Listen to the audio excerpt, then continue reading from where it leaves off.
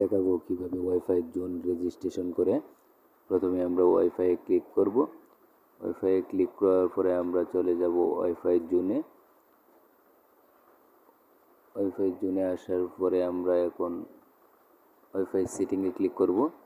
Wifi সেটিংয়ে click করার পরে আমরা চলে যাব প্রাইভেসি সেটিংয়ে। প্রাইভেসি সেটিংয়ে ক্লিক করার পরে আমরা চলে যাব use device Mac.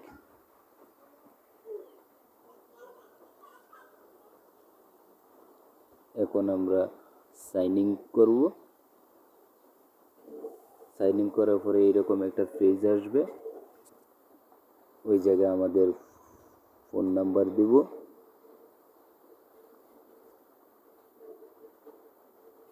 Phone number দেওয়া হলে আমরা সাবমিট করে দিব। প্রিয় দর্শক, আমাদের রেজিস্ট্রেশনটি সম্পূর্ণ হয়েছে। এভাবে আমরা রেজিস্ট্রেশনটি করব।